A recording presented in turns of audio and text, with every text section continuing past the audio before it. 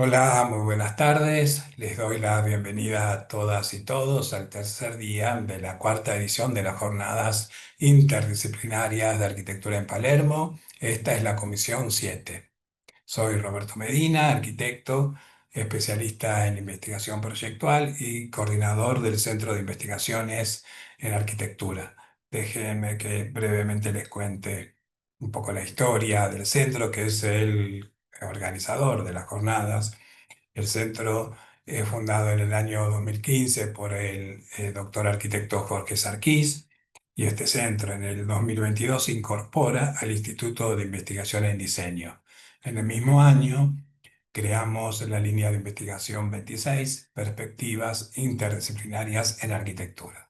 Esta línea tiene como principal objetivo incentivar, producir y difundir investigación interdisciplinaria en los distintos campos de la arquitectura para impactar en la agenda contemporánea de la región, ofrecer respuestas a las demandas sobre la disciplina e internacionalizar sus resultados. En estos 3 años hemos concretado 5 proyectos que están compilados y editados en los cuadernos del Centro de Estudios en Diseño y Comunicación, que es la revista científica de la facultad, en los números 175, 212, 213, 246 y 252. Perspectivas, esta línea de investigación que les comenté, nace a la par y en estrecha relación con las jornadas interdisciplinarias de arquitectura en Palermo, este evento académico que forma parte, junto con otros, de la Semana Internacional de Diseño, que este año celebra ya 20 años. Las jornadas, que no está celebrando sus 20 años por ahora, estamos en el cuarto año, lideran la construcción y consolidan la agenda académica y profesional interdisciplinaria en nuestra región con alcance internacional. Se organizan en núcleos conceptuales amplios y diversos que se transforman año a año. Estos núcleos convocan a la comunidad académica y profesional internacional a presentar y debatir, reflexionar y proponer en torno a investigaciones y sus resultados. Las ponencias y presentaciones están generalmente vinculadas a investigaciones, tesis doctorales y de maestría, y todo aquel expositor que lo requiera puede traducir estas exposiciones, transformarlas en artículos o ensayos que son compilados y publicados en distintos números de los cuadernos, como ya enuncié anteriormente. En la segunda edición de las jornadas, en el año 2023, los núcleos conceptuales que las organizaron fueron profesión y enseñanza, técnica y producción, ambiente y paisaje, prácticas de diversidad y género, y por último, economía y territorio, que fueron abordados por 110 académicos y profesionales pertenecientes a 33 instituciones de 12 países de América Latina y Europa. En la tercera edición, el año pasado, los núcleos se transformaron, deviniendo en proyecto y formación, técnica y profesión, ambiente y paisaje, historia y teoría y política y sociedad. En ese caso, expusieron 151 investigadores y profesionales vinculados también a 38 universidades de 14 países. Hoy estamos aquí dando comienzo a la Comisión 7, que va a ser moderada por Sofía Letele. Ella es arquitecta y profesora de los talleres del proyecto aquí en la carrera de arquitectura de la Universidad de Palermo. Quedan en manos de ellas entonces, no sin antes agradecerles a todos y todas por su presencia. Y muchas gracias. Muchas gracias, Roberto. Bueno, nada, vamos a empezar esta comisión 7, como dijimos, Ciudad y Territorio. Bueno, rápidamente de nuevo, soy Sofía, arquitecta, tengo una maestría en gestión ambiental metropolitana y también soy titular de cátedra en la materia urbanismo, ambiente y paisaje en la Universidad de Palermo, así que súper agradecida de liderar esta comisión. Me parece como ideal para la búsqueda que hacemos en la Facu y este momento de intercambio con todos los temas que vamos a ir viendo. Así que súper interesante, muy contenta y mi idea es empezar con el cronograma, igual que como estaban en la agenda, así que invito a Sara Daniela Giraldo de Colombia a que comience su presentación. Su tema es El cuerpo y el territorio, exploraciones artísticas de identidad, memoria, territorio y urbanismo táctico, a que comience esta jornada.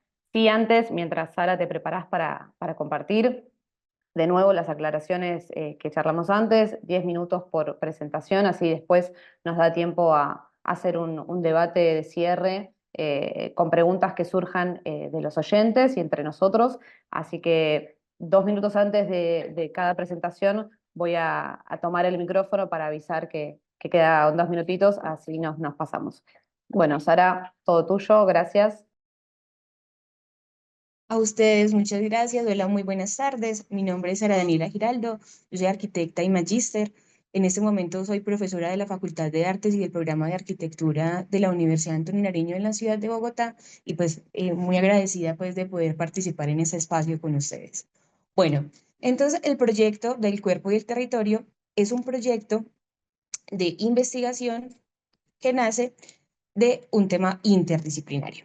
Entonces, básicamente es un laboratorio donde la idea es utilizar diferentes dispositivos. Bueno, viene de un proyecto de investigación-creación llamado Circuito Cuerpo-Espacio. Es un laboratorio transdisciplinario donde estamos diferentes profesionales enfocándonos en cómo el cuerpo y el espacio es una herramienta para la investigación y la aplicación de diferentes metodologías en cada una de nuestras partes, digamos que de experiencia o nuestros intereses. Entonces, digamos que la idea es generar y articular diferentes dispositivos en nuestras disciplinas a través de diferentes muestras, donde la idea es integrar los saberes del arte y la arquitectura para pues que sean unas diferentes plataformas y que estén enmarcadas en diferentes temáticas. Entonces, básicamente, de donde nace nuestro proyecto de investigación o mi línea particularmente, es a partir de esto, donde hay otras 3 líneas adicionales por parte del arquitecto Daniel Marín, el ser humano y movimiento, el profesor Jaime Vallejo del Closet Expandido y los cuerpos digitalizados por parte de Luz y Daniel. Y mi parte específica es el tema del cuerpo y el territorio a través de las exploraciones artísticas de identidad, memoria, territorio y urbanismo táctico. Entonces, esta línea de investigación o estos elementos de lo que se toma en el proyecto básicamente es abordar de cómo el territorio es una extensión del cuerpo, donde cada gesto va a dar como una memoria y también va a dejar huella a través de un trazo colectivo. Entonces se van a proponer diferentes intervenciones en diferentes municipios de Colombia, donde la idea es articular un análisis crítico y una participación comunitaria para realizar diferentes proyectos y también metodologías. Entonces, básicamente, además de un proyecto de investigación y creación como una obra de un dispositivo final, la idea también es desarrollar una metodología replicable en diferentes municipios de Colombia, donde iniciamos en el departamento de Cundinamarca alrededor de estudiar diferentes municipios aledaños a Bogotá. A su vez, básicamente cumplimos con la primera fase de la investigación, que es el reconocimiento del territorio.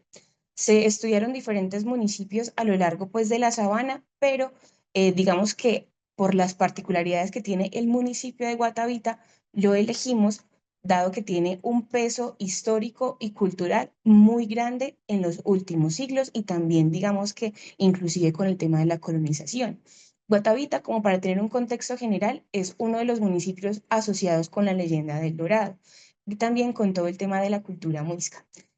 Después, incluyendo todo el tema de la conquista y demás, el municipio pues crece naturalmente y orgánicamente, pero el siglo pasado, más o menos en los 50, hubo un programa en Colombia con un tema de represas para temas pues de agua y demás, donde el municipio de Guatavita la Vieja debió ser inundado para darle paso a la represa y el embalse de Tominé.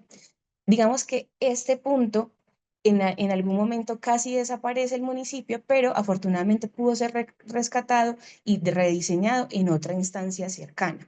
Entonces, al tener estos 3 hitos importantes, Guatavita tiene, digamos que es un escenario propicio para el tema de este proyecto, dada la memoria, dada como esa singularidad histórica, la riqueza cultural y el contexto social que en la actualidad ellos están viviendo.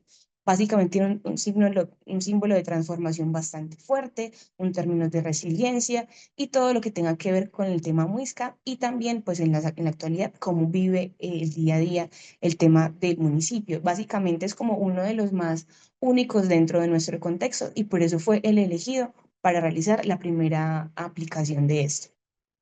En la segunda fase del proyecto, básicamente es el contacto con las comunidades y la vinculación pues, comunitaria, estableciendo redes con las alcaldías y con la Secretaría de Cultura y Planeación del municipio como tal, también a través de diferentes talleres que se hicieron con algunos líderes del municipio, donde los artesanos son como, digamos que los más interesados en ese tipo de proyectos porque quieren exaltar la cultura que poco a poco se ha venido perdiendo y en algún punto pues se pueda realmente determinar mejor.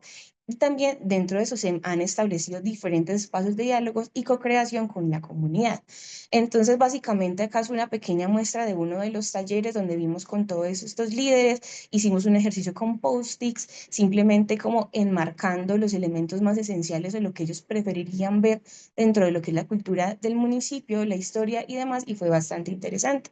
Acá, bueno, acá estuve con los secretarios de Cultura y Planeación, y donde en la tercera fase, uy, acá se me voló una imagen, ahí les pido disculpa, básicamente son talleres creativos e interactivos a través de la exploración espacial y también el desarrollo de prototipos.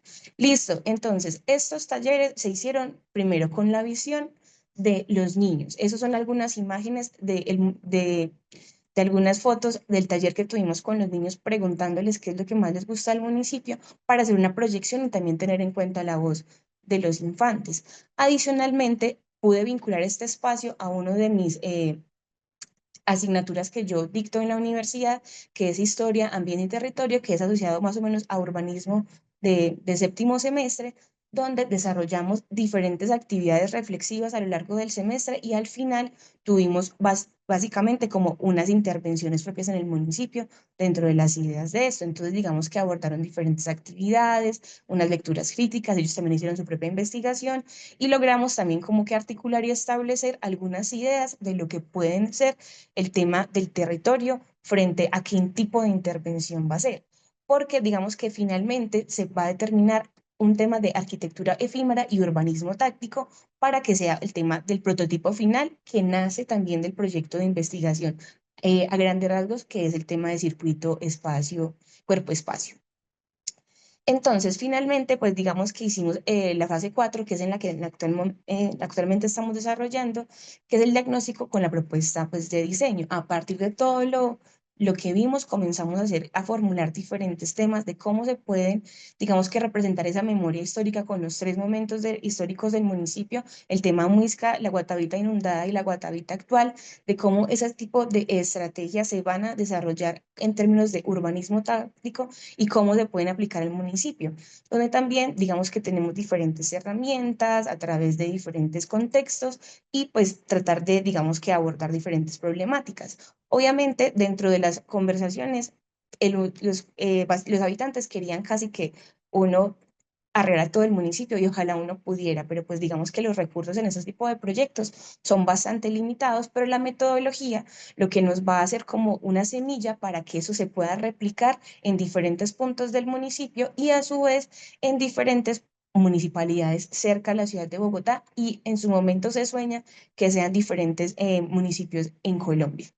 Entonces, básicamente, dentro de estos diseños se comienzan a trabajar diferentes circuitos entre la memoria de lo viejo y lo nuevo. Entonces vamos a trabajar con señalización artística, con placas poéticas y también con murales de la memoria sumergida. Entonces comenzamos a hacer ese tipo de ilustraciones con toda la simbología muisca, pero también teniendo un poco de la Guatavita de la vieja que fue inundada y algunos elementos que quedan en la actualidad. Establecemos estos puntos que en algún momento van a estar obviamente representados en el municipio, en algunos murales y en algunas calles.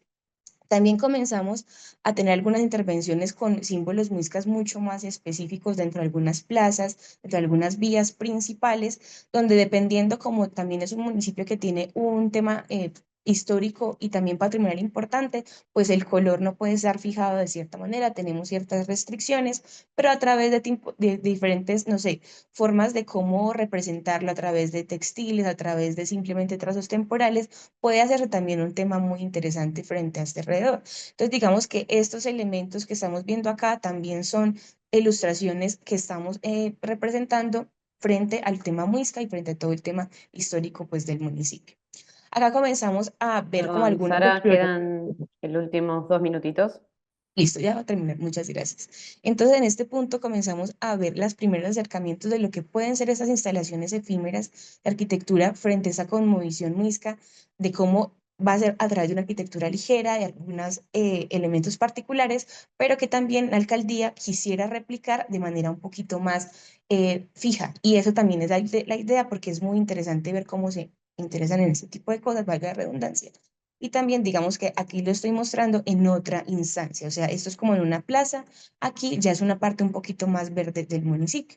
También estamos viendo hacer un tema de mapping y proyecciones nocturnas en sus fachadas, pero es algo que también estamos explorando y también pues cómo puede ser el tema de urbanismo táctico y la arquitectura efímera en diferentes elementos del municipio.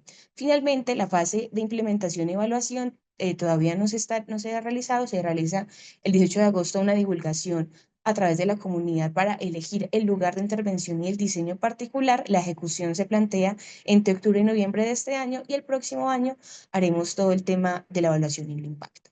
Donde pues digamos que dentro de todo lo que se espera es como articular el cuerpo como eje, como el tema de investigación y creación, una apropiación emocional del espacio, donde la memoria esté activa completamente, donde haya una creación colectiva y hayan diferentes circuitos interconectados que en algún futuro se puedan proyectar a temas más fijos y replicables en diferentes municipios. Muchísimas gracias. Muchísimas gracias, Sara. Perfecto, muy claro, muy lindo. Ahí me anoté algunas preguntas para después, para charlar. Bueno, invito ahora a Julio Jesús Jiménez Sarabia de México a compartir.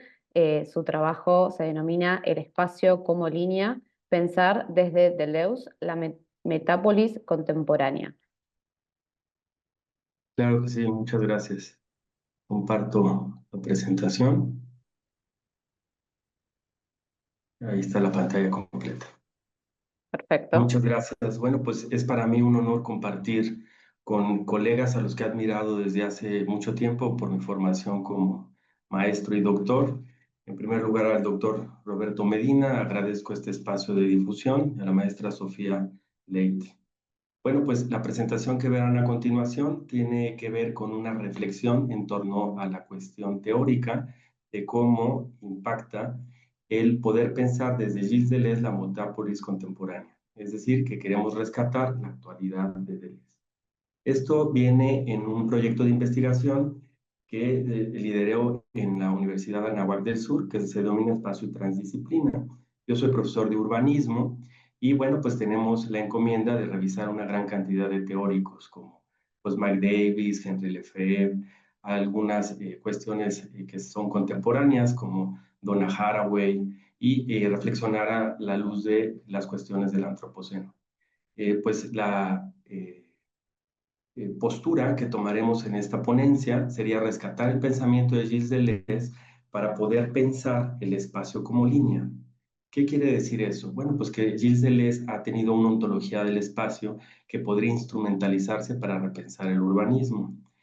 Vamos a ejemplificar como caso de estudio la Ciudad de México, porque es una megalópolis que no tiene principio y fin y que evidentemente ha sido desterritorializada por un urbanismo que trata de promover una sociedad de consumo. Entonces, ¿de qué se trata? Bueno, pues se trata de pensar a Deleuze en el ámbito de lo urbano. Conciliar ciudad y naturaleza exige nuevas posibilidades en la producción del espacio. Y con Gilles Deleuze podríamos hendir el espacio desde una manera nueva que puede introducir lo intersticial. Como Deleuze es el filósofo del movimiento, nos ayuda a dinamizar y a relocalizar estas cuestiones que tendemos a instrumentalizar cuando nosotros como urbanistas pensamos a través de la cartografía. Con Deleuze podemos plegar y desplegar el espacio. Vamos a ejemplificar esto. Bueno, aquí vemos una caricatura de Francesco Cassieri, en donde de alguna manera él, estando reflexionando sobre este urbanismo duro, puede pensar el planeta Tierra pues de manera molar, diría Deleuze. Es decir, todo un espacio continuo de tecnomasa. Como estamos a la luz del antropoceno, justamente se trataría de pensar desde otras lógicas. Por ello, identificaremos tres tipos de línea que Deleuze ha logrado desarrollar a través de su libro de 1000 mesetas, y estas líneas las identifica Deleuze como líneas duras, líneas flexibles y líneas de fuga. Bueno, pues muy bien, hoy como vivenciamos la ciudad, pues evidentemente tiene en la Ciudad de México y en muchas urbes del mundo una especie de saturación de cansancio y agotamiento en los habitantes. El organismo estaría agotado, diría Deleuze, porque ha eh, llevado al límite todas sus posibilidades de localización. Y el urbanista contemporáneo se ve en la necesidad de volver a pelear con esta tecnomasa y volver a reintroducir cuestiones de biomasa y rescatar la naturaleza. Las categorías de análisis a las cuales vamos a reflexionar y vamos a cerrar nuestra discusión en un caso muy concreto que es la Ciudad de México serían la metápolis, el cansancio, el agotamiento y la naturaleza.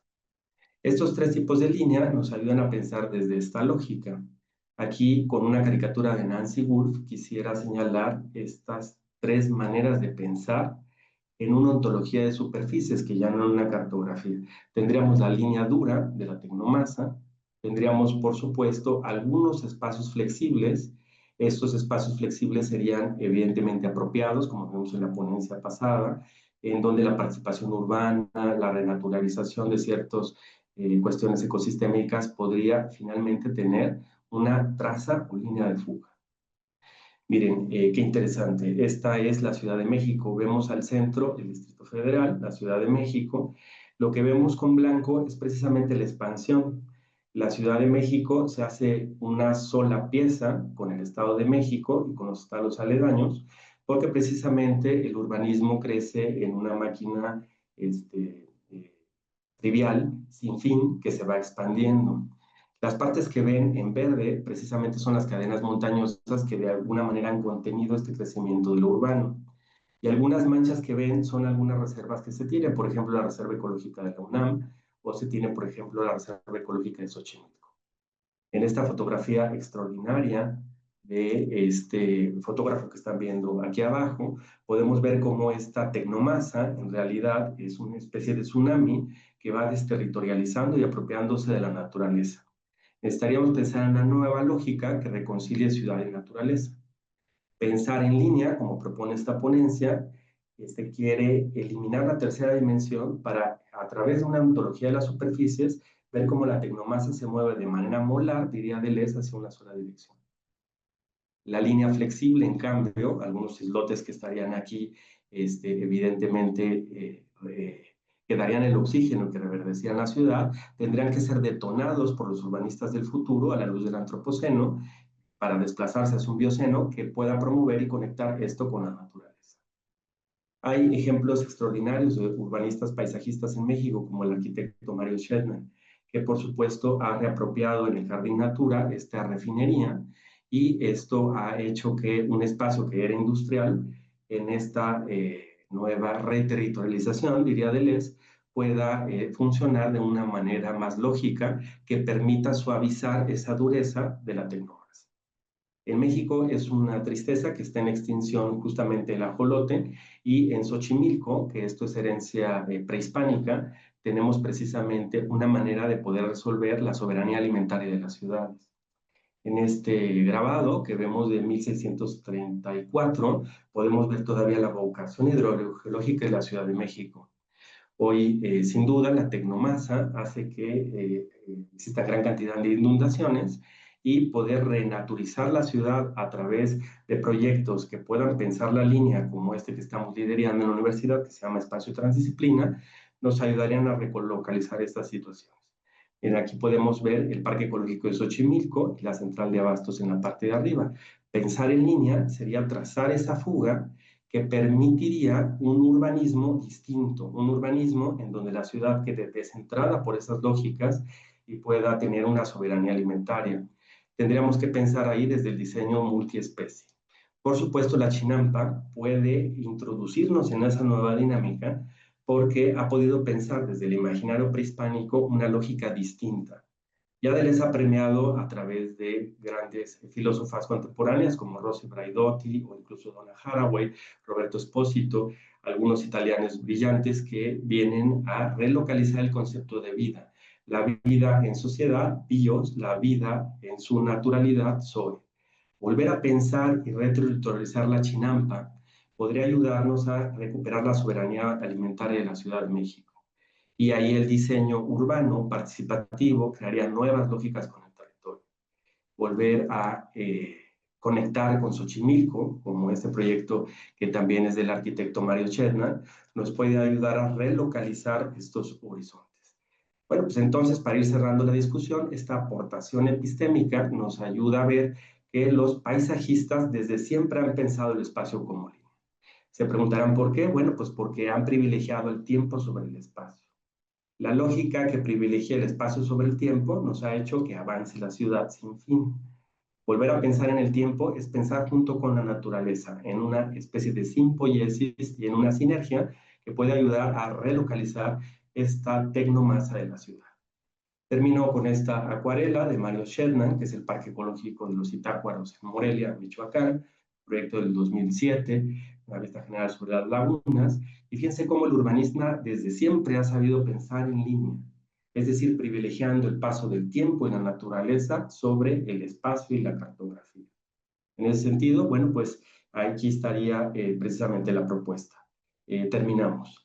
Desplazar un pensamiento sobre la cartografía y apostar por una ontología de las superficies es lo que quisiera justamente la presente presentación. Muchas gracias. Muchísimas gracias, Julio. Muy buenos los ejemplos, las imágenes de ejemplos. Después charlamos si nos da el tiempo porque es muy interesante. Bueno, Muchas gracias. vamos al tercer conversatorio de Argentina. Invito al equipo del doctor Rogelio Monarca Temalazzi. Sé que son varios, no sé quién va a presentar, pero el tema es causas que propician la desaparición de la arquitectura vernácula. Y está compuesto, además de Rogelio, por Alberto Rosendo Castillos Reyes, Araceli López Reyes y María del Rayos Vázquez Torres, todos de Argentina. Así que los invito a presentar. Buenas tardes. ¿Sí se ve la pantalla? Se ve, pero no la presentación. Se ve como la... si podés tipear la presentación, así podemos verla. El PowerPoint.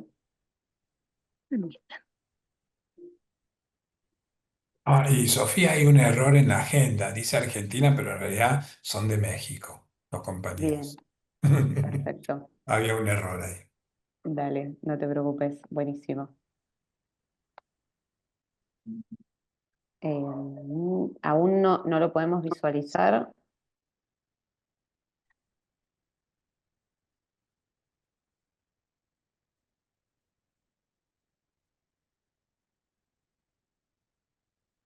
Ahí va, ahí se ve María, perfecto. Y es que está un poco lenta la tecnología. Buenísimo, ahí vemos, gracias. Bien, nosotros somos un cuerpo académico de investigación. El inicio de las investigaciones que hemos realizado desde hace aproximadamente 8 años fue identificar cuáles eran las causas de la pérdida de la arquitectura vernácula en México. Bien, a través del tiempo, la arquitectura vernácula ha tenido diferentes nombres para determinar a aquellas construcciones artesanales producidas por los conocimientos de una comunidad con materiales locales e incluso materiales reciclados y prefabricados. Aunque esta arquitectura en el centro de la República todavía manifiesta características prehispánicas, ha tenido modificaciones, sobre todo por las condiciones de los materiales, el uso o dejar de utilizar ciertos materiales por el costo. A estas construcciones populares, Bernard Rudowski le otorgó el nombre de arquitectura vernácula. Este es el nombre que comúnmente se utiliza en la actualidad. Esta arquitectura, por ejemplo, la imagen que estamos viendo, son edificaciones generalmente rectangulares. Hay diferentes materiales, pero el principal material es el adobe. Puede considerarse como una arquitectura emergente, es decir, una arquitectura que da respuesta a situaciones de crisis o necesidades inmediatas.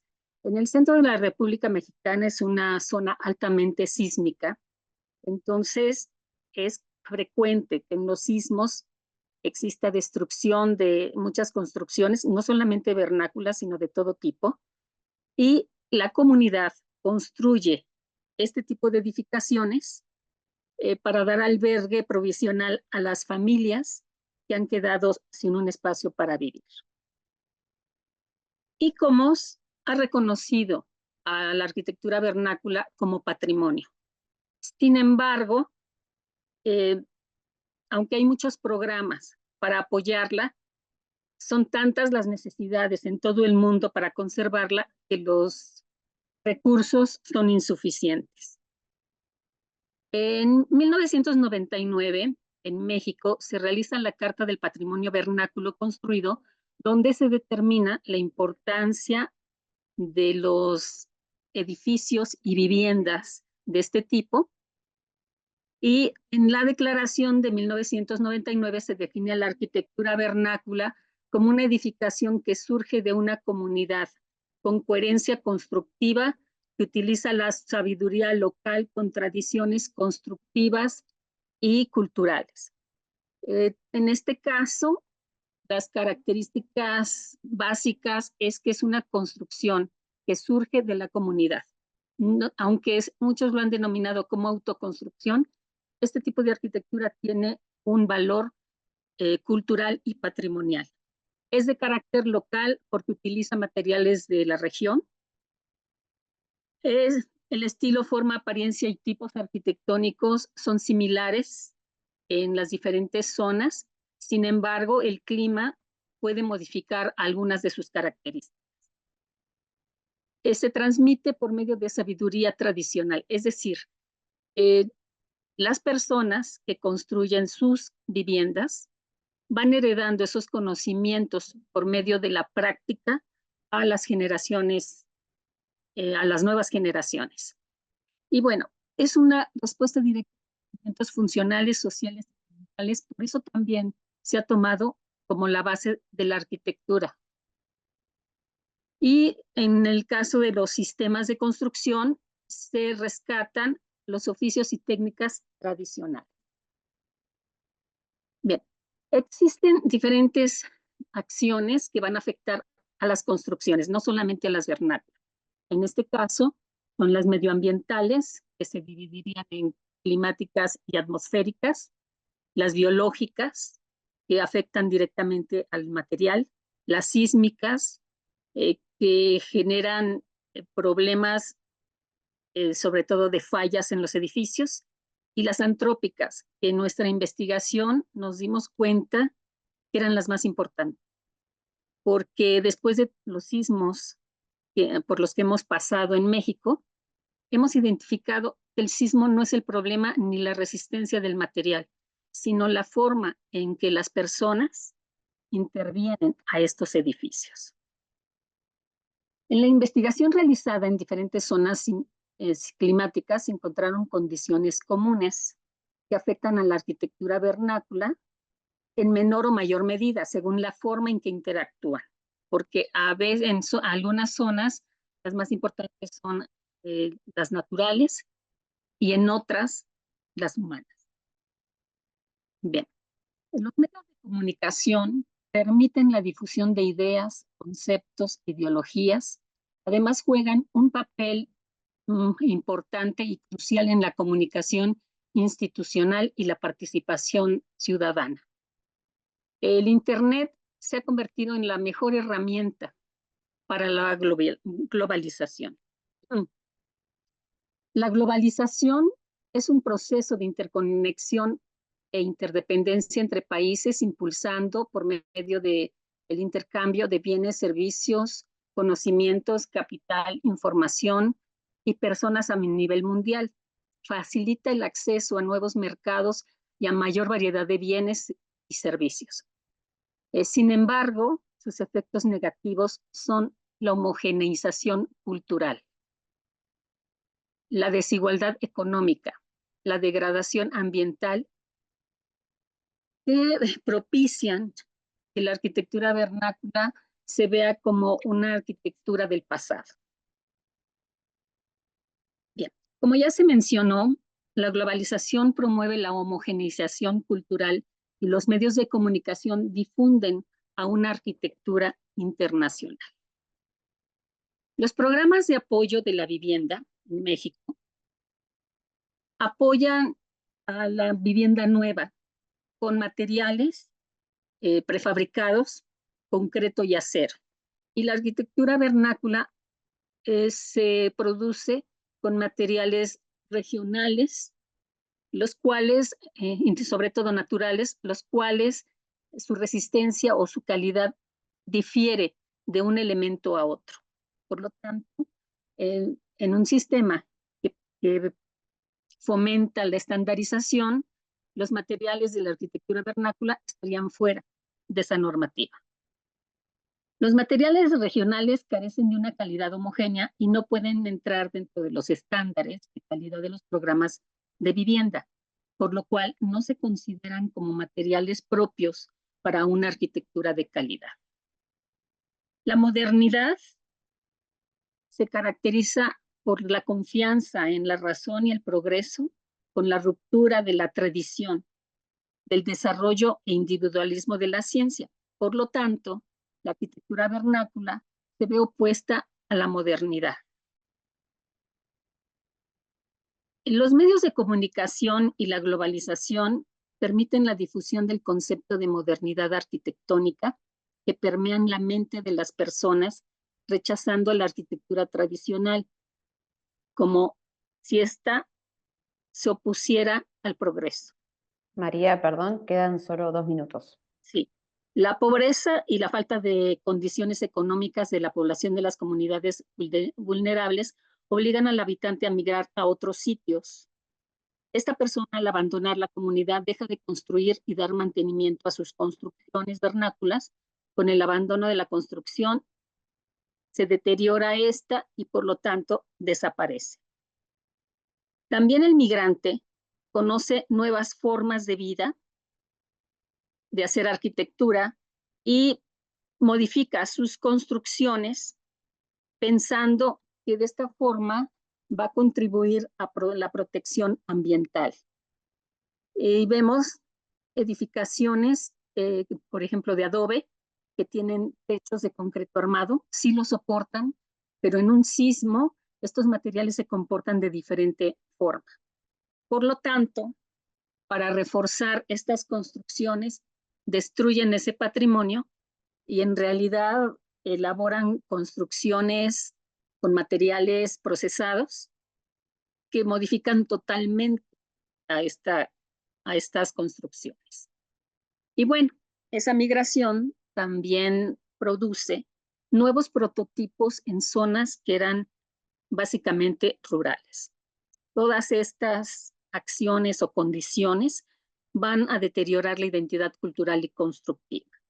Y por último, como reflexión, las construcciones vernáculas son la base de la arquitectura universal, es una herencia cultural que es importante conservar, por lo cual se debe fomentar su conservación. Gracias. Muchísimas gracias, María. Muy interesante. Bueno, vamos con ahora sí el equipo de Marcelo Eliezer Roberts de Argentina. Su tema es los trazados rurales desde la cosmovisión simbólica y ancestral. Creo que viene interesante verlo después del trabajo de María. Sé que bueno, está con Gabriela del Carmen Alcaraz y Triana Macarena Heredia, quienes van a compartir, así que les invito a que compartan su presentación. Hola, buenas tardes, ahí comparto.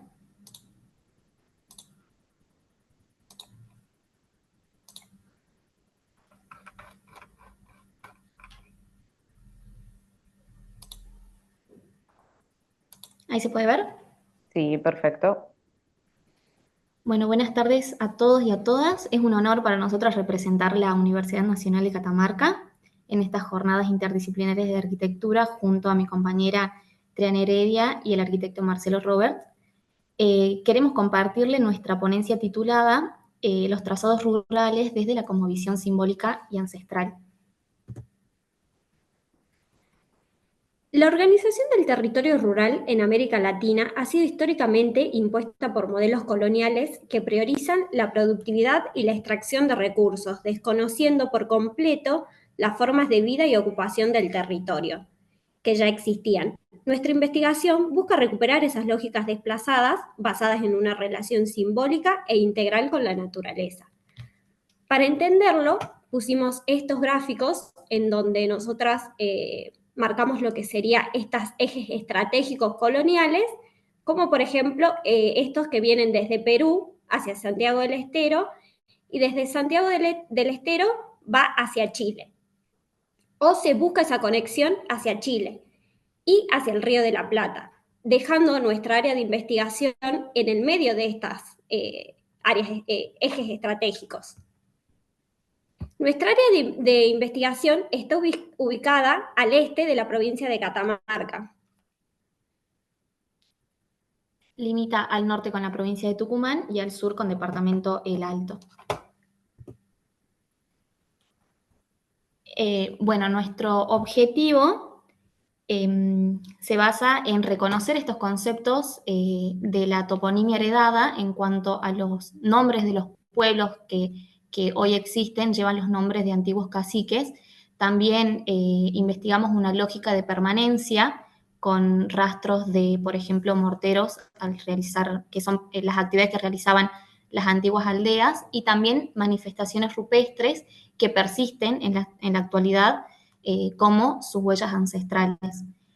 También reconocemos un arraigo hoy en día de lo que serían prácticas que veneran más claramente las prácticas ancestrales, y también un entendimiento del territorio en cuanto a la sostenibilidad y a cómo estos pueblos originarios convivían con el paisaje, entendiendo también sus épocas de sequía, los movimientos, la ruta de los animales y estrategias que llevaban a tener una convivencia muy amigable con el paisaje que a través del tiempo fueron perdiendo.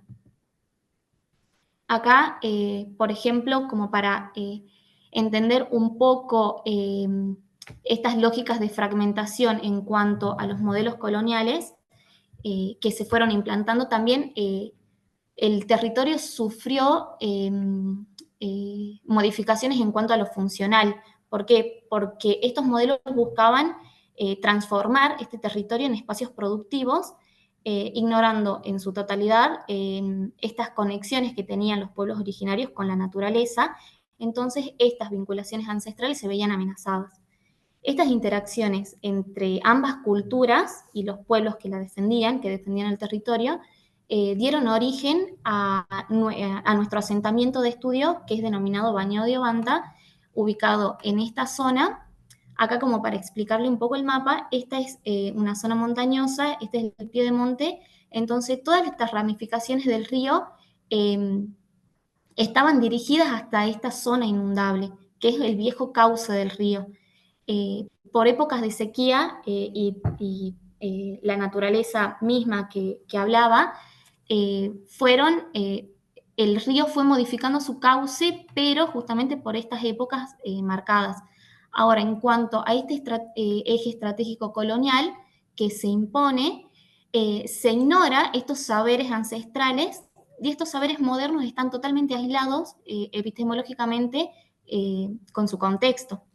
Claro, porque tenemos lo que serían en esta zona alta, lo que serían los pueblos originarios, y Bañado de Obanta estaría en una zona plana y inundable, claramente. Entonces, estos saberes que tenían estas personas fue trasladado sin conocer, digamos, sin respetar lo que ellos los conocimientos que ellos tenían. Previos, claro. Entonces, esto fue generando también desastres naturales, sufriendo Baño de Obanta, 2 inundaciones en el 2013 y en el 2014, con daños materiales, pero importantes daños materiales.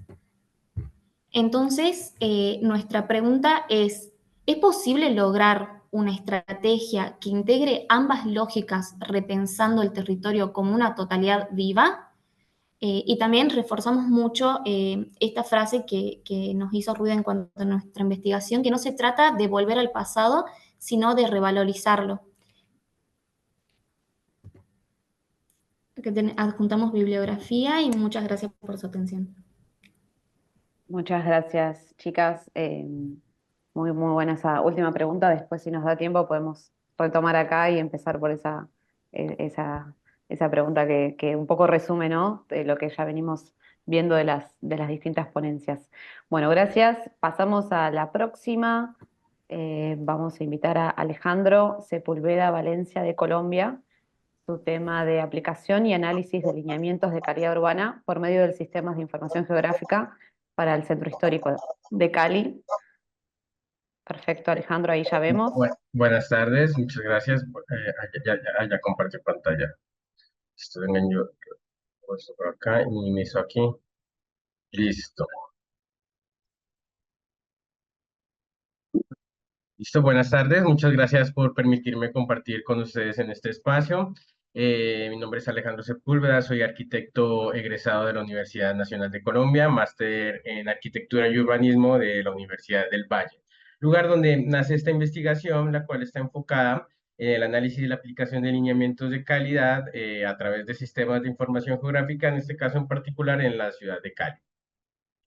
Normalmente cuando analizamos la ciudad a través de los diferentes sistemas estructurantes, podemos observar que la mayoría de los indicadores se encuentran expresados de manera cuantitativa. Por ejemplo, cuando analizamos el espacio público, podemos ver que la ejecución, el avance de toda esta serie de proyectos de espacio público van a estar ligados a la cantidad de metros cuadrados de espacio público que pueda ser capaz de aportar cada administración, de construir cada administración. Sin embargo, esto ha dado pie a la creación de grandes superficies de espacio público con el fin de mitigar justamente este indicador, los cuales se han visto reflejados en grandes parques y plazas, los cuales se encuentran completamente solos, abandonados, carentes de vida, los cuales no logran reflejar de alguna forma la realidad del territorio.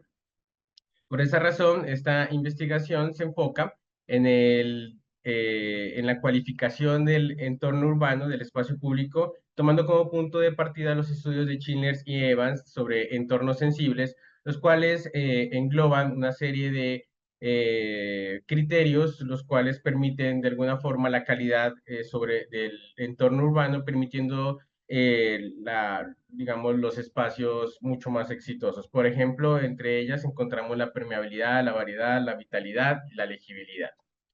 Es así como llegamos al Centro Histórico de Cali hagamos el análisis de los predios, de las vías. Comenzamos en cada uno de esos puntos o en cada uno de estos geoespacios, comenzar a calificar tanto la permeabilidad, la variedad, la vitalidad y la legibilidad en una escala del 1 al 3, dependiendo si son observados como críticos, regulares o óptimos. Esto nos va a permitir tener unos mapas de colores como los siguientes, los cuales nos van a poder identificar, por ejemplo, desde la permeabilidad, la cual está asociada hacia la movilidad, hacia la accesibilidad universal, una óptima va a ser aquella que nos permita la continuidad peatonal en todo el recorrido, eliminando tanto las barreras físicas como virtuales. Las regulares, aquellos espacios que se pueden identificar como islas, por ejemplo, esos naranjas. Puedo ver si puedo aquí acceder, no. A los naranjas que se entienden como islas, ¿cierto? Que tienen alguna conexión limitada y que poseen alguna barrera física o virtual. Los rojos son aquellos espacios que se encuentran completamente desconectados como críticos y poseen barreras tanto físicas como virtuales. Aquí podemos también, seguimos estudiando la legibilidad, más relacionada en cuanto a la forma y la función, la capacidad que tiene la persona de leer el territorio. Una legibilidad óptima en el espacio público es aquella que nos permite comprender fácilmente el espacio, entendemos dónde inicia, dónde termina, a través de texturas, mobiliarios, diferentes zonificaciones, podemos saber cuáles son los lugares de permanencia, los de recorrido, cuáles son los espacios para las personas, para la naturaleza, para la bicicleta. Regular son aquellos que apenas son reconocibles dentro de la estructura urbana y suelen a veces permanecer desapercibidos. Y los críticos, los rojos, son aquellos lugares que carecen de identidad y no pertenecen a ninguna escala dentro de la jerarquía urbana. La variedad va a ser la capacidad de poder mezclar usos complementarios o compatibles. Los óptimos son aquellos que van a poder reunir la mayor cantidad de usos. Por ejemplo, en este caso, el centro histórico tiene una convicción completamente de oficinas, hotelería. Entonces, aquellos óptimos van a ser lugares que presenten, digamos, una variedad, valga la redundancia, en aquellos usos, por ejemplo, como culturales, educacionales, que comienzan a generar, digamos, una dinámica mucho más diferente. Los regulares son aquellos los cuales logran reunir una o dos características, dos usos complementarios, y críticos son aquellos que se encuentran completamente desactivados y aportan a la homogeneidad y la vocación del sector en este caso. La vitalidad vamos a entenderla a través de la superposición de actividades. Eh, digamos, vamos a ver espacios óptimos, los cuales tienen desarrollos de actividades o, tanto en la mañana, en la tarde, en la noche, son aquellos que son capaces, como decía Yangel, de mezclar tanto las actividades obligatorias como las actividades opcionales.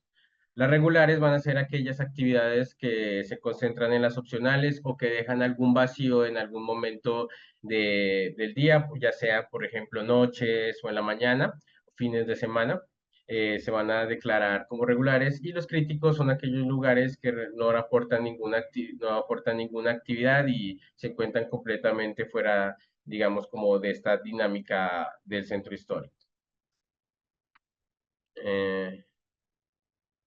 Al final, tomamos cada uno de esos lineamientos en bases de sistemas de información geográfica, entonces cada predio va a tener las diferentes capas, donde cada legibilidad, variedad va a tener un puntaje y al final podemos sumarlas, lo cual nos va a dar algo que es muy importante en cuanto a este análisis urbanístico, que son los planos síntesis. Este plano síntesis, que ya lo podemos leer de alguna forma, podemos observar las grandes superficies rojas que pueden destinarse a una renovación urbana, o los naranja, que podemos ver que pueden ser susceptibles a pequeños cambios, a acupuntura urbana, donde podemos, a través de ejercicios de revitalización, poder mejorar el entorno.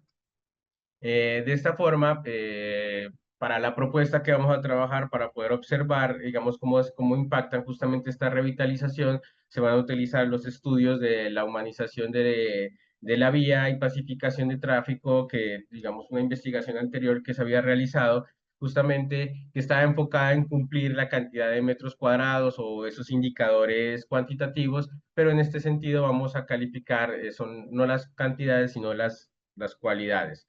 Podemos observar en la suma de indicadores anteriores como aquellos que son naranjas corresponden con los itinerarios propuestos por el PEM justamente para esta revaloración.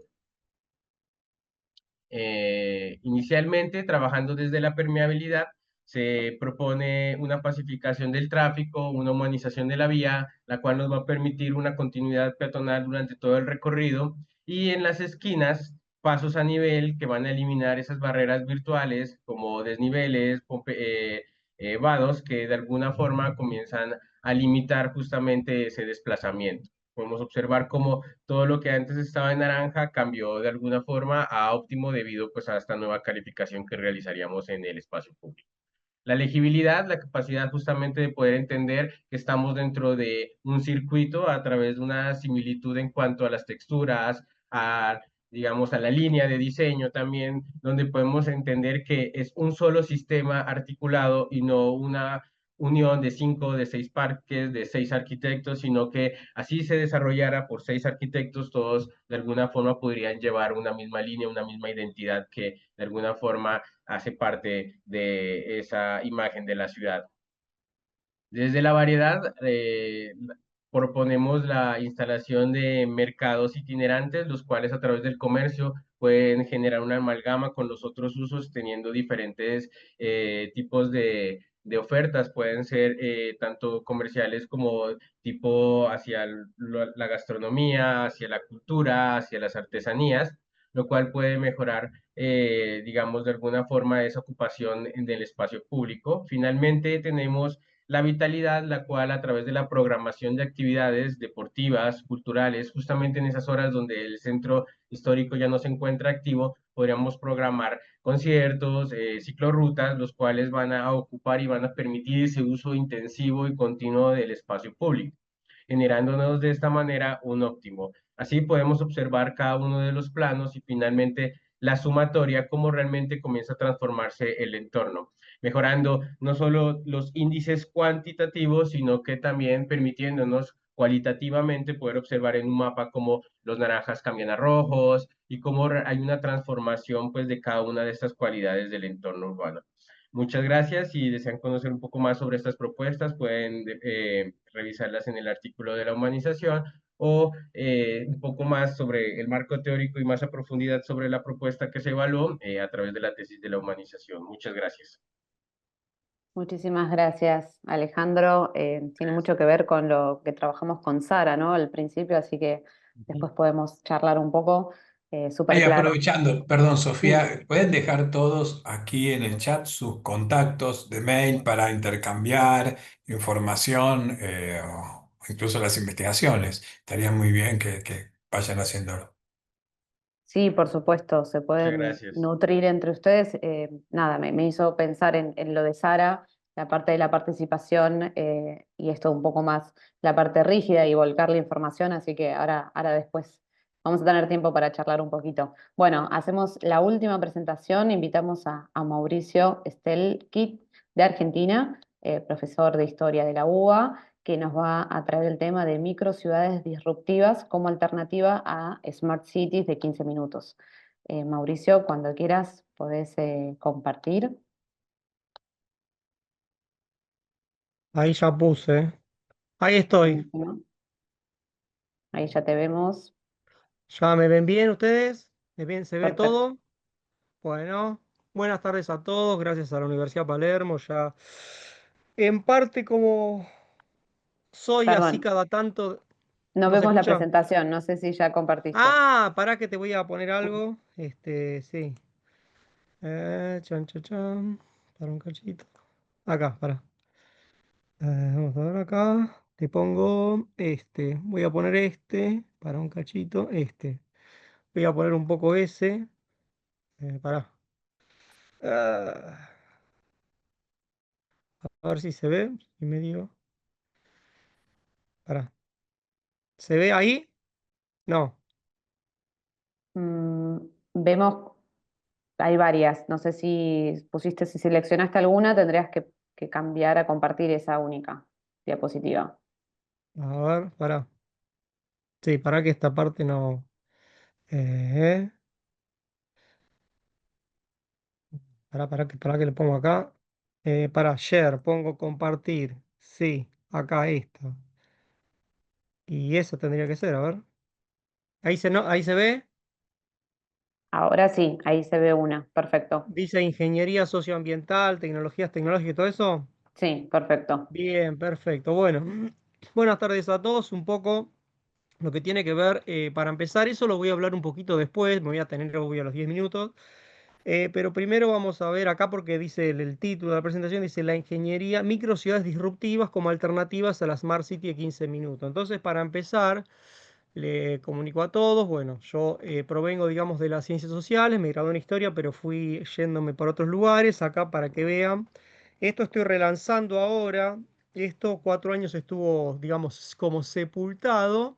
Ahora lo que voy a mostrarles es un poco, primero les voy a mostrar la capacitación que hubo arquitectos y urbanistas de estos temas, que incluso van a dar fórmulas y todo. Hay varios temas relacionados, otros paradigmas de calidad de vida, ciudades que son en realidad integrales de proyecto de vivienda, trabajo y vida, pero les quiero mostrar una, una muestra. A ver, acá, esperen que voy acá. ¿Dónde está?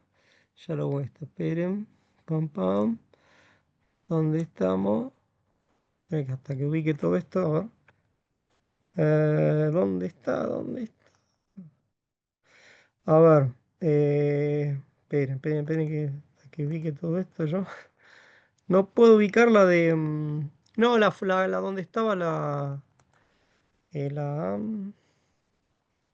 presentación con arquitectos. A ver, acá está. A ver, no, este no. Ya va. Esperen. Este de acá.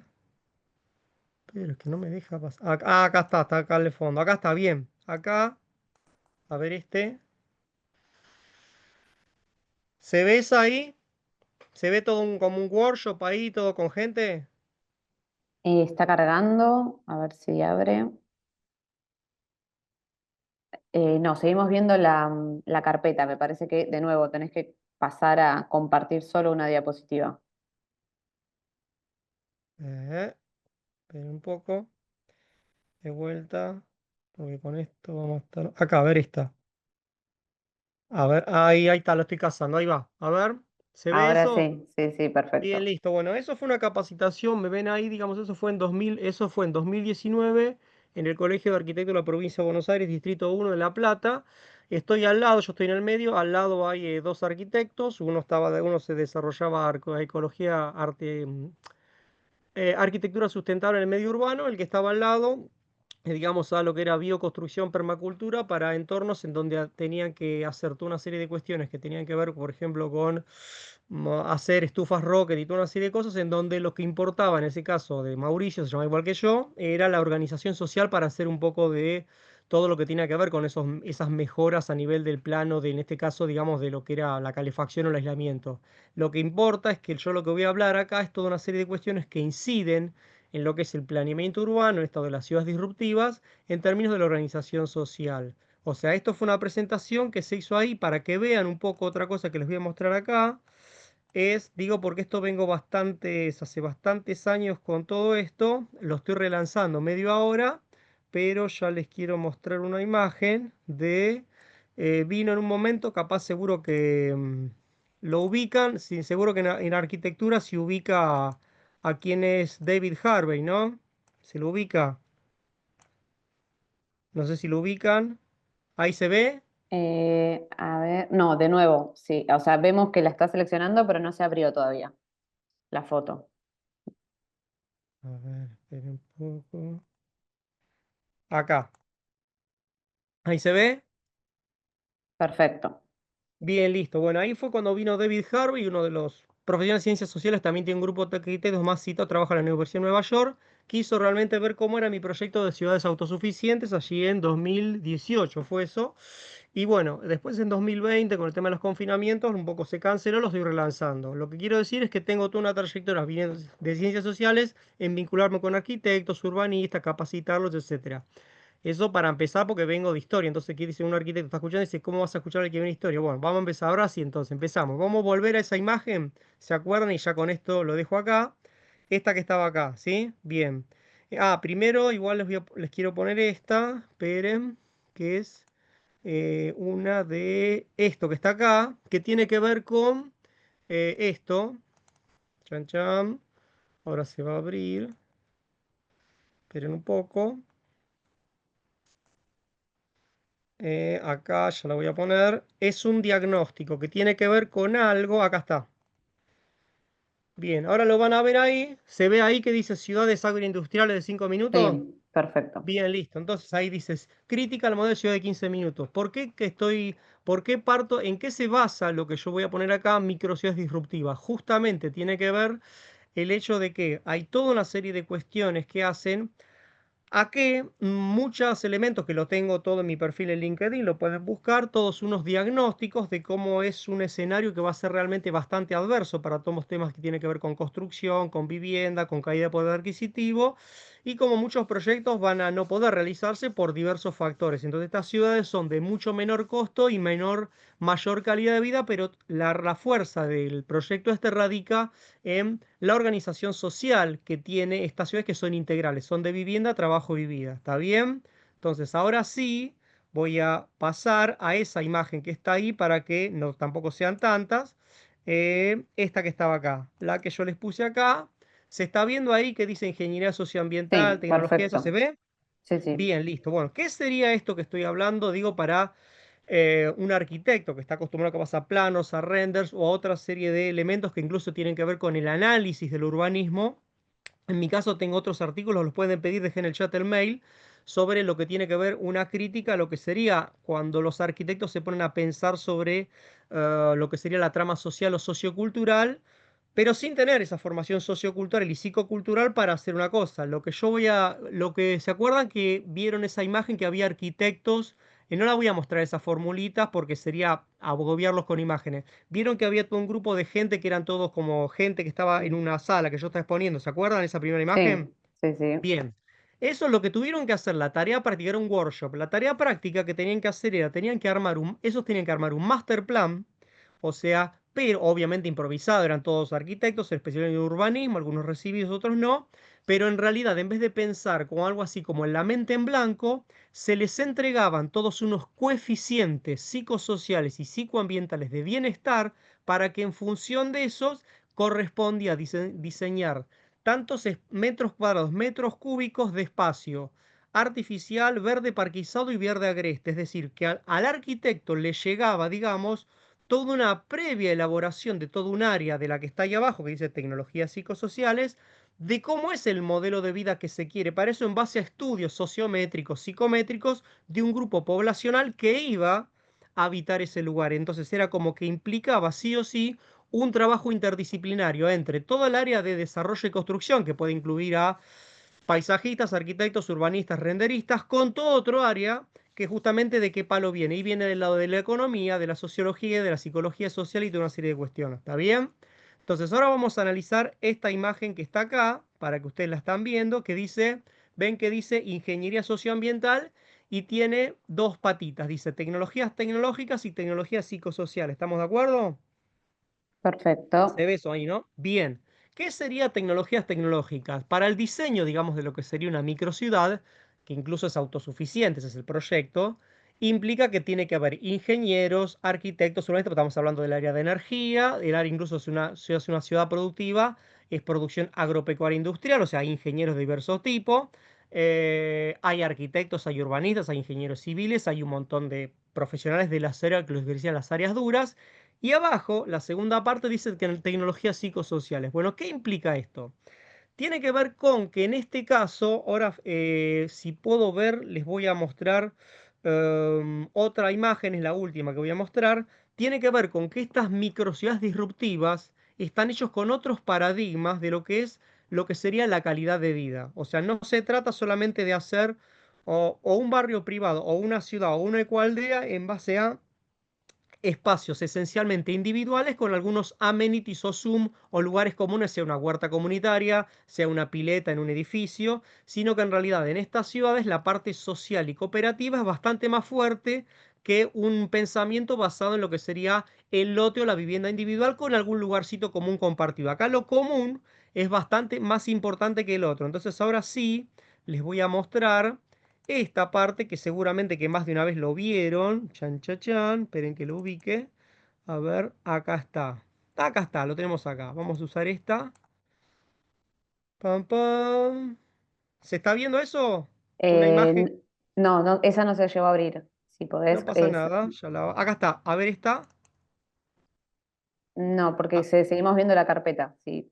A ver, hacemos a lo de ver. siempre. Sí, sí, Eso. sí, sí, sí, sí, está bien. Ya va. Acá. Bien. Se ve ahí que dice, Ahora se sí. ve que dice, ven que arriba dice arriba de todo microsustentabilidad. Sí, sí, ahora se ve perfecto. Bien, listo. Bueno, abajo tiene la famosa pirámide de Maslow con un montón de necesidades humanas. Entonces, esencialmente tiene que ver con que esto es un proyecto integralmente sustentable, este de microciudades disruptivas, en donde la forma de vida tiene que ver con que esas microciudades tienen que realmente suplir todas lo que serían necesidades humanas vistos desde otra perspectiva, en donde, por ejemplo, tenemos necesidad de participación, de libertad, de creatividad y demás. Y en ese sentido, ¿para qué entonces se explica por qué estamos hablando de nuevos paradigmas de vida? Porque justamente en el diseño, ¿sí?, de lo que sería el diseño de estas microciudades, que está en fase de anteproyecto y hoy está relanzando la búsqueda de inversores, lo que más importa, más que empezar a pensar el master plan o el tipo de vivienda, que por ejemplo yo escuché una arquitecta que mejoraba, por supuesto, que es muy importante volver a traer elementos de lo que llamaban arquitectura vernácula, que era, digamos, con permacultura, bioconstrucción, o sea, lo que en sí la parte técnica de los materiales más ancestrales, que por supuesto sí tienen que ser revalorizados.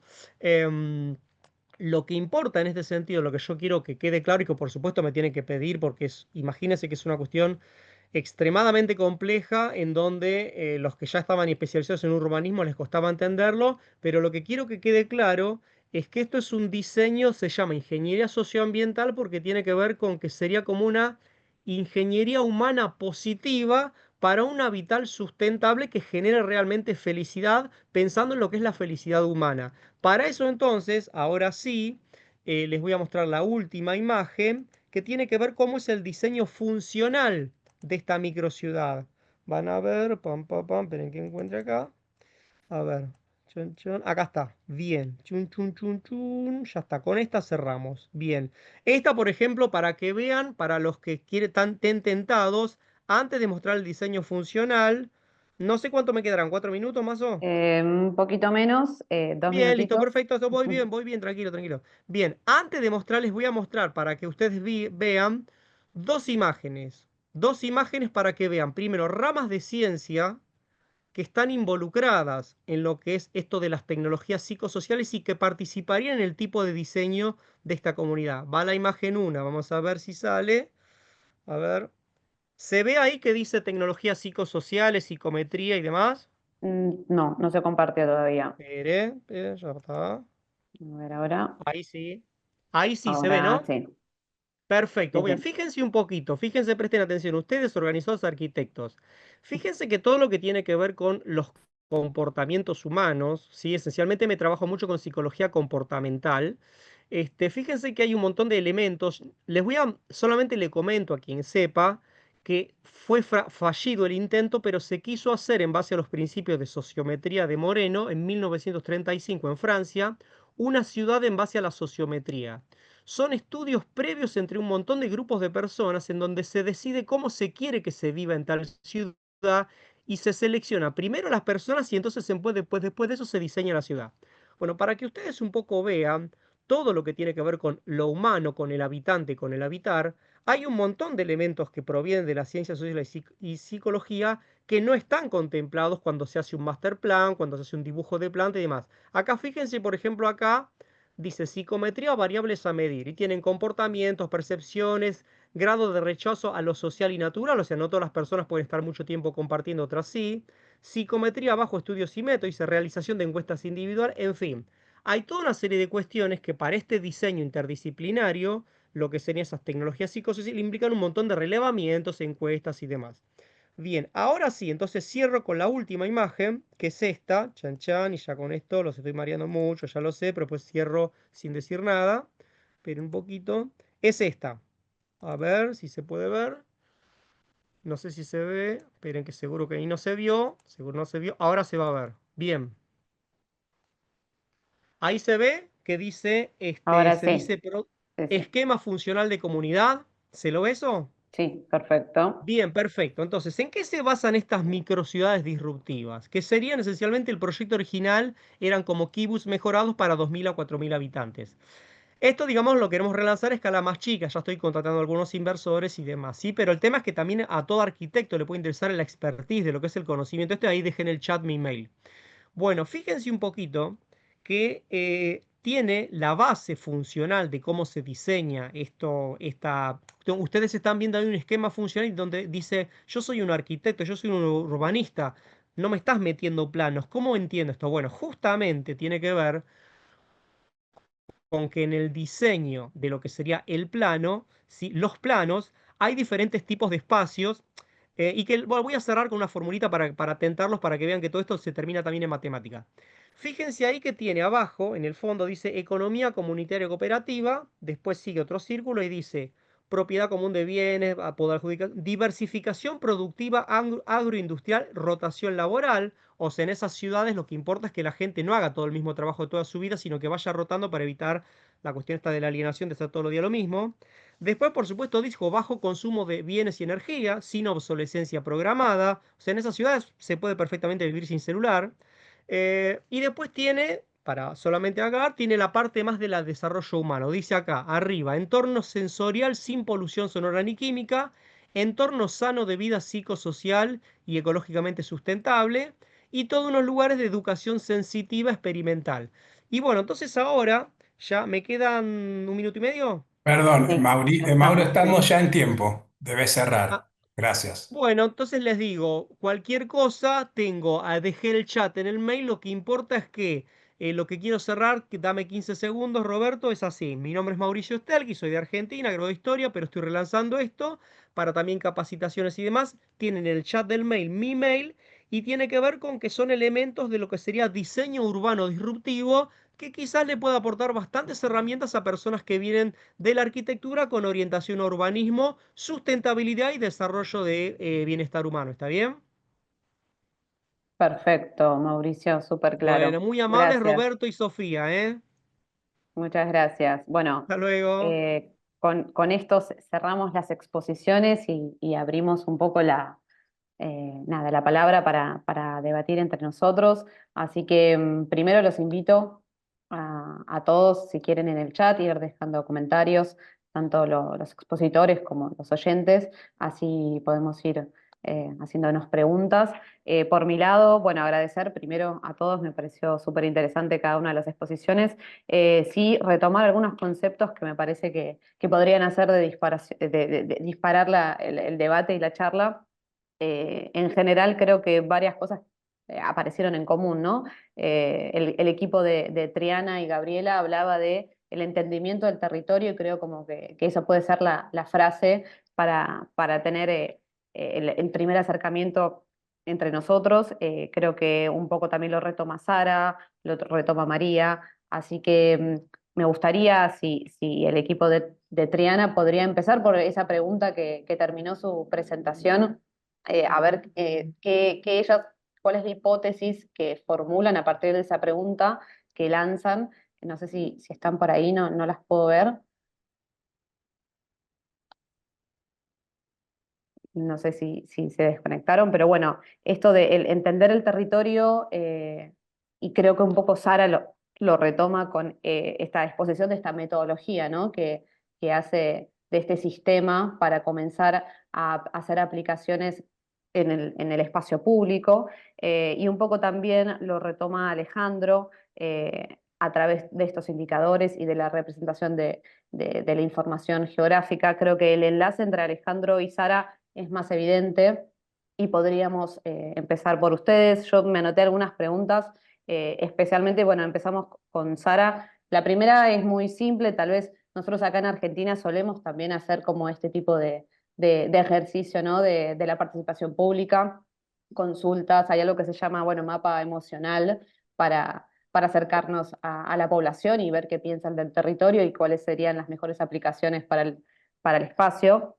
En un momento hablaste de los infantes, como que hiciste una categoría de edades, y me pareció súper interesante preguntarte qué tipo de ejercicios formulabas o si pensaron en ejercicios puntuales para cada rango etario, como para hacer esta especificación de grupos, si tenés algún ejemplo para contarnos y bueno, qué resultados lograron.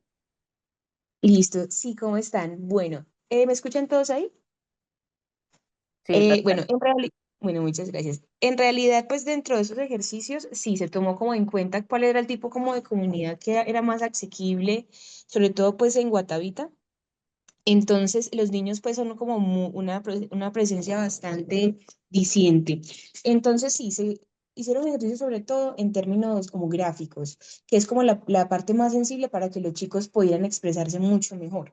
Entonces, digamos que a partir de ese tipo de gráficos nos iban indicando cuáles eran los lugares más importantes para ellos, porque en algunos otros puntos, digamos que elegían esto u otro y fue muy bonito. Con la comunidad de artesanos también nos pudimos vincular muy bien, con ellos hicimos como también una especie de mapeo a través de los post-its, también con los elementos esenciales del municipio, y finalmente hicimos un recorrido de deriva a partir de lo que dice, por ejemplo, Francis Careri, con todo el municipio, con los estudiantes de mi teoría e historia. Entonces, digamos que se hicieron varios ejercicios donde siempre se llegaba como por lo menos a conclusiones frente a cuál era lo más representativo de Guatavita en diferentes visiones, en términos de tiempo, de espacio e inclusive de algunos personajes. Entonces, digamos que eso ha ayudado bastante a la construcción de qué es lo que se espera finalmente dentro del proyecto. Como les decía, entre esos resultados lo que querían, por ejemplo, los habitantes de Guatavita eran que yo les prestara a ellos casi que un plan de cultura y turismo completo del municipio, pues se les explicó que simplemente era como algo pequeño, pero que la idea de la metodología es que se pudiera, digamos que, amplificar también dependiendo de los recursos y todo lo que esté alrededor de eso. Buenísimo. ¿Y qué tipo de inconvenientes pueden llegar a presentarse en esta metodología de acercamiento con la población? Bueno, justamente Guatavita es un municipio que es muy pequeño, ¿cierto? Básicamente son 7.000 habitantes, de los cuales 2.000 más o menos viven como en el casco urbano.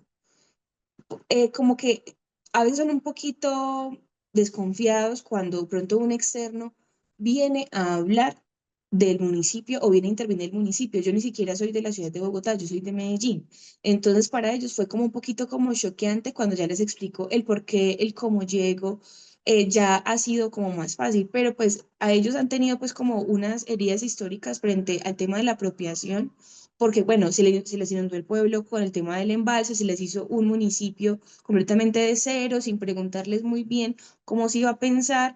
Entonces, digamos que alguien que llegue como a postular algo les cuesta, pero ya digamos que poco a poco uno como que les va explicando, va hilando y ya pues de pronto eso también digamos que acceder a la información es complejo, hay unos limitantes, pero pues digamos que se ha ido construyendo en un año como todos estos elementos que les voy contando.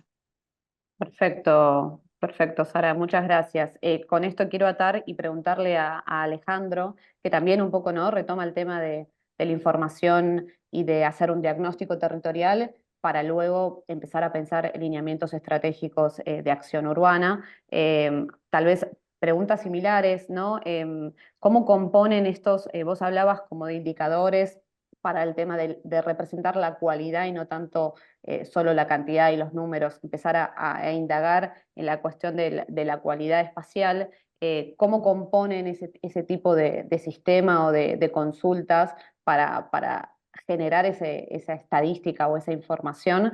Y también te sumo una última pregunta que me daba como a pensar, bueno, cuál es el tema, cómo entra la inteligencia artificial, ¿no?, en este tipo de software de representación de la información, si ya está empezando a ganar terreno, yo entiendo que sí. Bueno, ¿cuál es tu visión al respecto? Ok, bueno, entrando por partes.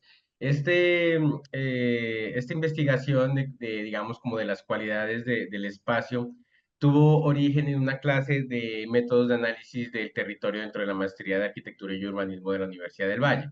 Inicialmente, el primer ejercicio que nosotros hicimos no se hizo en el centro histórico, se hizo en la ciudad de Yumbo, en una zona de expansión urbana donde había, digamos, digamos, había mucha invasión y había, digamos, problemas también topográficos, temas de deslizamiento de ladera, problemas ambientales, digamos, también muy arraigados. Entonces, cuando nosotros hacíamos digamos, éramos 5 grupos, donde analizábamos justamente lo que yo les decía, la ciudad a través de los sistemas estructurantes, es decir, el espacio público, lo sociocultural, lo ambiental. Entonces, cada grupo tenía que comenzar a hacer un análisis y todos comenzaban a analizar justamente desde los indicadores cuantitativos que existían. Entonces, por ejemplo, socioeconómico, pues desde la población, edades, y yo me sentía como muy abrumado también como con esa cantidad como de información que, digamos, no nos estaba diciendo nada. ¿sí? No nos estaba realmente diciendo algo como de la comunidad, o sea, y los análisis eran así, eran como población tantos de 23 años, o todos son niños, o todos son grandes, entonces yo sentía que había ahí un problema, digamos, de comunicación en el análisis del territorio, y justamente nosotros al tener el espacio público, también me sentí muy limitado porque cuando analizábamos los indicadores de espacio público, la cantidad de parques o el vacío urbano que a veces existe, digamos, y que las autoridades a veces, grandes extensiones verdes sin ningún tratamiento, a veces son sumadas dentro de lo que son los metros cuadrados de espacio público. Entonces nosotros observábamos y mirábamos que todos los indicadores se estaban cumpliendo, pero cuando nosotros íbamos habían espacios que eran o canchas que habían sido desoladas o juegos infantiles que estaban, digamos, oxidados, dañados. Entonces mirábamos que realmente a pesar de que se estaban cumpliendo esos indicadores cuantitativos en la realidad, digamos, ya del análisis en sitio, era muy distinto, digamos que entonces ahí empezábamos a que más que comenzar a veces en pensar en crear nuevo espacio, tenemos que pensar es justamente en cualificarlo. Y cuando nosotros hicimos la socialización de ese tema, porque esos indicadores pues llegan a través de la construcción, digamos, del estado del arte, de un marco teórico, ¿sí? De buscar, digamos, entre todas las teorías que existen en la arquitectura, cuál puede llegar un momento a agrupar unas más que otras, ¿sí? Entonces, por ejemplo, en mi anterior experiencia, formulé fue lineamientos para la humanización. Entonces, esos lineamientos estaban destinados a diferentes, digamos, como conceptos que se podían agrupar a través de, digamos, de un estudio de bases de información académicas, artículos, digamos. Entonces, en este caso, comencé a buscar y encontré a Schindler y Evans, que son como, digamos, un decálogo de arquitectura, como los 10 libros de Vitruvio, como un Neufer, que justamente a través de imágenes y análisis de espacios exitosos, entonces te van contando, digamos, cómo tienen que ser estos espacios así tipo Newfer. Entonces, un espacio, una plaza debe tener espacios para que permitan el acceso, atrios. Entonces, todos esos elementos comienzan a conformar lo que es la permeabilidad. Entonces, justamente a través de sintetizar, pues digamos, como digamos, todos esos títulos, arquitectura, tal, arquitectura X, Y, y comenzar a agruparlas, inclusive prácticamente es la metodología, simplemente de comenzar a buscar, digamos, cuáles son las teorías de arquitectura, llámese reciclaje urbano, entonces, ¿qué debe tener el reciclaje urbano? Entonces, lineamiento 1, 2, 3, dependiendo de lo que hayan dicho diferentes escritores que uno puede agrupar en diferentes ejes. Entonces, en ese, digamos, como metodología, fue donde ya dije, bueno, entonces si yo pude analizar en este entorno que era, pues en ese momento, el, Jumbo y la zona de expansión, dije, pues voy a traerme estos mismos lineamientos, analizarlos en el centro histórico. Entonces ya a través de, digamos, de tener una base de información geográfica predial de las vías, entonces comienzo justamente a establecer una escala. Entonces, ¿qué es la permeabilidad? ¿Cuál es un óptimo de permeabilidad? ¿Cuál es un regular? ¿Cuál es un crítico? Y a ese crítico regular comenzar a conciliar un poco a través de una metodología mixta entre lo que es la, digamos, la investigación cuantitativa y la cualitativa, ¿sí? Porque si bien, digamos, en un espacio podemos observarlo y podemos establecer un rango de cuándo es óptimo, cuando realmente vemos que desde la arquitectura es crítico y poder establecer a través de conceptos justamente esa escala cualitativa y establecer a través de ese rango una escala también cuantitativa, que nos va a facilitar de alguna forma esta álgebra de mapas, donde vamos a poder generar una sumatoria de conceptos, de lineamientos, en este caso se llamaron calidad, otros podrán llamar, digamos, como quieran, podrán aplicarlo como, digamos, mejor les parezca, y al final todos vamos a obtener un plano síntesis de ese concepto. Y eso nos va a ayudar desde el análisis de la misma arquitectura, justamente que era, me parece lo importante, tomar la decisión por trabajar lo rojo o trabajar lo naranja, ¿sí? Y lo rojo, una renovación urbana, compra predial, ¿sí? O sea, sacamos a la gente, pero este tema de la renovación, la cultura urbana, entonces comienza a tener ya unos procesos de participación, unos temas donde se comienzan a generar unos laboratorios urbanos, Hoy en día ya el centro histórico de Cali comenzó a través de urbanismo táctico a cerrar, digamos, algunas vías para dárselas a las personas. Entonces ahí ya comienza a haber una permeabilidad, comienza a haber una legibilidad, ¿sí? Dependiendo de las actividades que se generen va a haber una vitalidad o una variedad. Entonces es importante ver cómo estos sistemas nos ayudan a entender las transformaciones del territorio, no de una manera, digamos, a veces tan rígida, sino solo entendiendo en un mapa de calor, en un mapa donde es que quirúrgicamente tenemos que intervenir como arquitectos urbanistas. Gracias, Así Alejandro. es. Quiero pasar, antes de, así podemos charlar un poquito de cada tema. em, Incluso me despertó como muchas reflexiones el tema de Julio, ¿no? Es una cuestión hasta filosófica, este espacio continuo, el Tecnomasa. Me parece que un poco todos tocaron el tema de la densidad y de estas ciudades, o qué hacer con nuestras ciudades.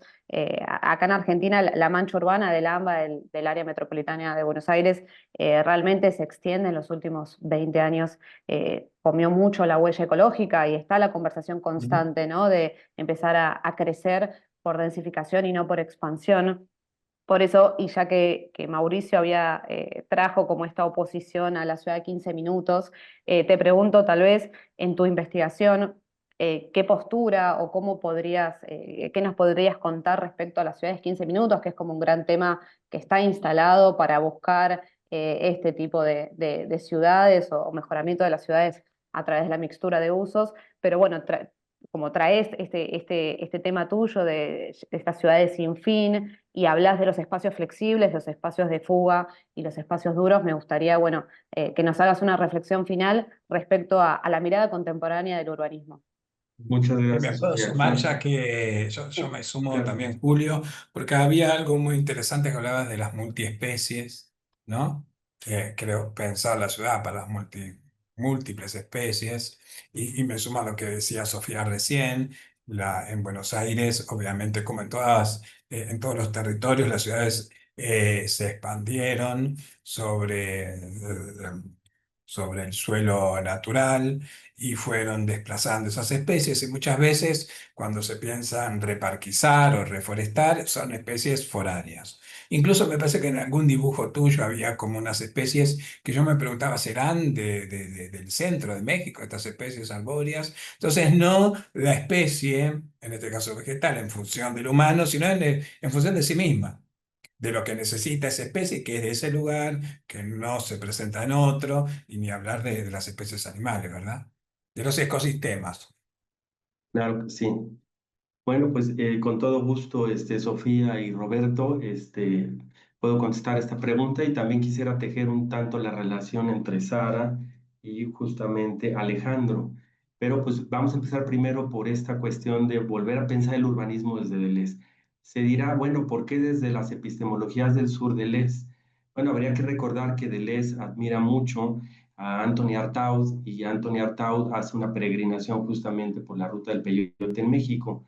Descubre justo en el desierto mexicano esta transformación que hace con la conexión de esta devenir vegetal, y justo ahí va a construir su idea del cuerpo sin órganos.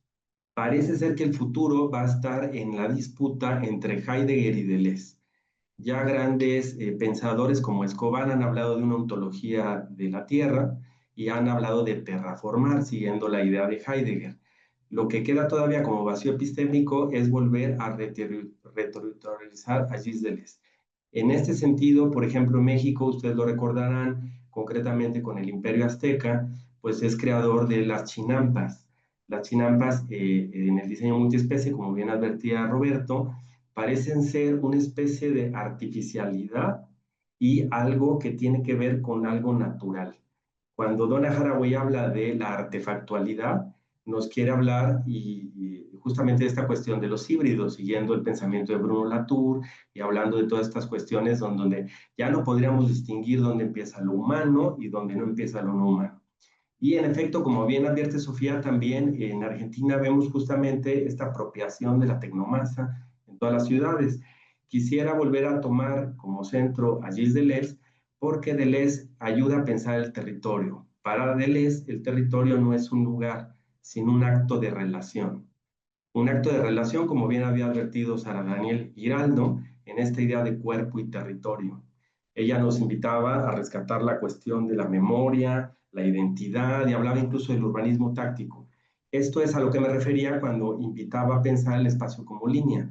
Es decir, para Deleuze, en realidad, lo molar son estas estratificaciones del aparato de Estado. Y de pronto hay resistencias con grupos que quieren redescubrir el lugar a través de sus narrativas. Y en estas apropiaciones, pues evidentemente ella nos mostraba justamente cómo a través de esta construcción de imágenes creaba una vinculación simbólica con el lugar. Entonces, les implica pensar no desde el punto de vista nada más urbano. Deleuze es una invitación hacia lo transdisciplinar, en donde los cuerpos sin órganos, llámense estas comunidades narrativas, o llámese también, por ejemplo, esto que Alejandro Sepúlveda nos decía con esta cuestión de la permeabilidad. Si se fijan, él hablaba del Centro Histórico de Cali y con estos sistemas de información geográfica nos refería a esta conclusión de su diagnóstico de la permeabilidad. Yo ahí quisiera volver a introducir al diálogo a Deleuze, porque cuando él identificaba estas fases de permeabilidad, ahí podríamos introducir dureza, flexibilidad y fuga. Es decir, el pensamiento latinoamericano, la nueva epistemología del sur, estaría en la vanguardia, si nos lo proponemos como América Latina, en la cuestión del diseño multiespecie, lo no humano. Si el pensamiento eurocéntrico nos hizo desarrollar las ciudades a través de dispositivos maquínicos y mecánicos, yo creo que toca ahora a América ser el puntal de este tipo de pensamiento que estaría en el nahualismo prehispánico, en este devenir animal, devenir vegetal, devenir montaña. Hay una gran riqueza patrimonial en toda América Latina, en Colombia, en Argentina, que nos podría ayudar a reapropiarnos en términos deleuzianos para poder relocalizar estos instrumentos en los que a veces pensamos el urbanismo desde un punto de vista instrumental. Entonces, pensar desde Deleuze es volver a pensar, ya no en la tercera dimensión, lo que él hace es, piensa a través de las superficies, y cuando se piensa en superficies se pueden medir intensidades. Cito dos casos en las conferencias del día de hoy, cuando, por ejemplo, Alejandro nos hablaba en el SIG de estas intensidades, identificaba espacios vacíos, ¿no es cierto? Y cuando, por ejemplo, Sara nos hablaba del cuerpo y territorio, ella nos mencionaba de apropiaciones narrativas. Entonces, eso es lo que nos permite precisamente Deleuze. Y bueno, pues hasta ahí la aportación. Perfecto, Julio. Sí, creo que si bien todavía no hablamos mucho del trabajo de María y de Triana, creo que todos tienen en común la cuestión incluso para analizar el territorio, primero como generar una escala un poco más acorde, trabajar en lo comunitario y también en lo simbólico. Creo que ahí también podemos enlazar con el trabajo de la arquitectura vernácula que trae María, y también incluso con la cuestión del trazado simbólico y ancestral que nos traen Triana y Gabriela en Catamarca. Me parece como que esto lo podemos ver como un común denominador en todas las exposiciones, ¿no? El cuidado y del conocimiento local, que parte de manejar escalas también más acordes para el recopilar información, un poco este sistema de la participación pública, y empezar a tener territorios un poco más flexibles para trabajar con esta arquitectura que la actualidad requiere tener un urbanismo un poco más permeable, un poco más sustentable y sostenible en el tiempo para las próximas generaciones. Me parece que eso podríamos como darlo como una cuestión más en común de todas las exposiciones. Por eso, para los últimos minutitos que nos quedan, no sé si María o Triana y Gabriela quieren sumar algún comentario más para cerrar. De mi parte, sí me interesaba que ambos trabajos tratan el tema del conocimiento local y de darle valor a la cuestión patrimonial y territorial. Sí, tal vez cada una le da una mirada, e incluso Triana y Gabriela abren la pregunta de, bueno, el avance y la actualidad es algo que no se puede evitar. Entonces, ¿cómo va a convivir la cuestión simbólica y comunitaria ancestral con el avance actual de las tecnologías y de la globalización, que tal vez María obviamente lo trata más desde una defensa de la cuestión histórica, y entonces ahí esa disrupción entre los momentos históricos, entre la actualidad, el futuro y el pasado, nada, hace como esa interferencia, y tal vez María, Triana, perdón, y Gabriela lo traen como, abren la pregunta para lo que viene, ¿no? ¿Qué tipo de arquitectura y qué tipo de urbanismo viene en relación al cuidado comunitario? Así que abro los últimos minutos que quedan, si las chicas quieren comentar algo. Sí. Bien, nosotras tenemos muy presente, si bien somos de más o menos la nueva generación, la que viene criándose con estos cambios climáticos, entonces tenemos muy presente las problemáticas de la naturaleza, que lo vamos viendo día a día. Y nada, la pregunta nos lleva a tener presente estas problemáticas, reconociendo también una ausencia de saberes ancestrales más allá de lo académico. Si bien nosotros nos estamos formando, somos estudiantes avanzadas, pero va más allá de estos conocimientos académicos, y es entender cómo se fue escribiendo de alguna manera con actividades el territorio. Y la pregunta nos lleva a generar justamente una inquietud de que se nos abra puertas para entender nuevas lógicas de ordenamiento territorial, justamente fusionando estas dos culturas, esta fragmentación que se ve en muchos territorios, más que nada en Latinoamérica. Claro, más allá de lo que nosotros hablábamos, que era Bañado de Obanta, más allá de la propuesta turística, que quizás se tiene en cuenta como este valor de la naturaleza, o cosas para venderlo en realidad al municipio, pero va más allá de eso, es conocer lo que la tierra en realidad trae arraigado en sí. Y les hago una pregunta que me anoté. ¿Ustedes perciben en su territorio que hay una pérdida de la arquitectura vernácula, un poco atando con el tema anterior? Sí, totalmente, totalmente. Me parece que es un común denominador en toda Latinoamérica, así que sí, también nuestra investigación es el inicio a nuestra futura tesis. A nuestra futura tesis, así que estamos como indagando un poco y nos encanta, nos interesa mucho también ese camino, esa Bueno, lógica. así que viene muy bien este encuentro, ¿no? Para seguir las investigaciones personales que entiendo que todos tenemos. No sé, Roberto, me parece que ya estamos en hora, no quiero extenderme. Sí, lamentablemente siempre el tiempo es escaso, ya están golpeando los participantes de la mesa 3, así que los invito, antes de agradecerles, los invito a todos y todas que puedan quedarse. Es la mesa de diálogos entre arquitectura, ciudad y territorio. Nos acompaña el doctor Rosestraten de la Universidad de San Pablo, el doctor Montestruque Viso de la Universidad de Lima y el doctor Corbalán Tapia, Felipe Corbalán Tapia de la Universidad de Chile, así que van a hablar de los imaginarios de estas metrópolis, Santiago, Lima y San Pablo, muy interesante. Y de mi parte nada más, agradecer infinitamente a Sofía, fantástica la moderación, hilando los temas y ayudando a encontrar estas transversalidades, y bueno, y a todos y todas por el tiempo y la predisposición y el trabajo invertido y por estar hoy aquí. Así que los esperamos en las próximas ediciones y muchísimas gracias a todos y todas.